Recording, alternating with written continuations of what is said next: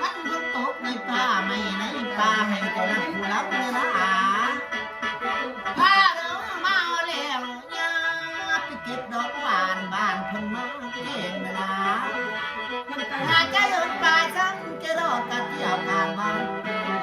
อย่าไปลงมึงเหนียวมึงแก้วโอ้ยมาเป็นเก็บตา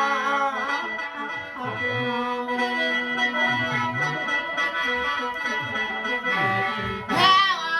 เป็นจังเนสามมื้อนี้สิมือไข่ในเนื้อบ่สบายเลยล่ะ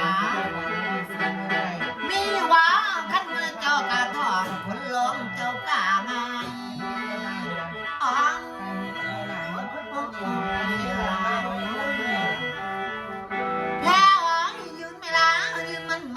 สันขี้เนี่ยมันเทียงล้มน้อยเดินหาลอย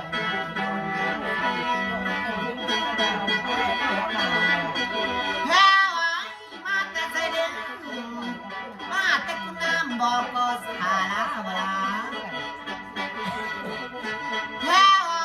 มาแต่ใส่เด่นมาแต่ลงไปเตะไปไทยโอ้ยมึงไปเที่ยว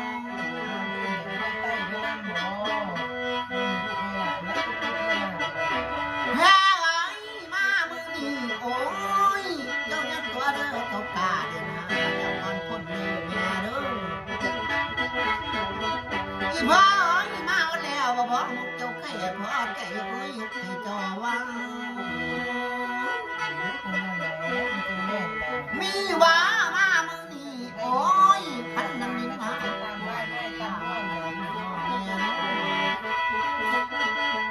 มีว่ามาแล้วโอ้ยพันจะดีแม่น้ำอ่างแต่คนคือแม่ทะเลอีพ่อเอ้ยเจ้าอย่าว่าขอแก่น้องนี่เจ้าหาเงินให้พ่อไม่เพิ่นน้ำสมาหอนจะเพิ่นดิบไม่ได้มีว่าเขาลือแล้วเสือแล้วเอ้ยกินไก่ให้หากินไก่หน่อยแต่บางทีดันเขา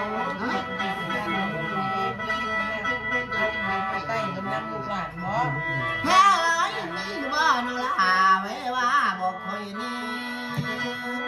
อ๋อนี่ลาแพ้ไอ้ยุ่งเสด็จลืมในหัวหุ่นกวงเพื่อนสั้นยิ่งเข้าไปซื้อในบ่อนแพ้ไอ้แม่กินแท้บ่ให้นอนกันนอนลา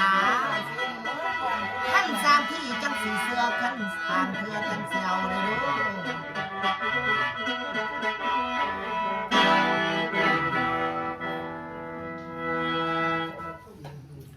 ดินซื้อของเขาบ่ดินนี่บ่ซื้อ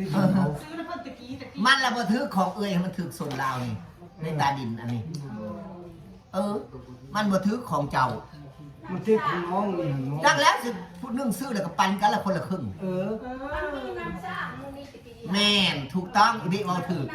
มันมีน้ำสางถูกต้องมีสั่งมือนึงแม่นมันมีน้ำสางเจ้าที่ตรงนี้กับพีอยู่ในนาพีหน้าไปอยู่น้ำเขาแล้วอยู่เอาหินเอาโคน้ำเขาแล้วคนหนึ่งหายังอยู่ตัวหนึ่งเดี๋ยวนี้ฮะอยู่ทำไมพี่นั่นก็อยู่น้ำเอ้ยน้ำนองเพิ่นอะไรอยู่น้ำจาลาวล่ะเอ้ยบ่คนละคนเพิ่นว่ามีซ่าอยู่เดี๋ยวคุณเดียวซ่ามันจะต้องมาอย่างยังแล้วมันมีซ่าเขาได้พูดทางนานบ้านนี่ก็มันก็นักหัวเนี่ยนักซึกตากระลายแหละแล้วก็มีมาเบิดฮะไม่ได้เป็นตะลุ่มตะตายพอดีลำคาญนี่แล้วก็คือกระเพาะนี่ก็เจ็บมองนี่แล้วก็มองนี่ก็นักซึกล่ะหาวล่ะหาวจนหูรับทำไมหาวไม่อยากนอนหาวซิหาวดอกหาวพีเข่าอันนี้ในที่เล่านี่ในมงน้ำสางห่างนี่อีบิเบาถึงเลยแมนกลับบ้านไหนมันจบบรีก็ง่ายออกแล้ววะก็ได้ฮักแล้วไปอยู่พีภาษาเลยได้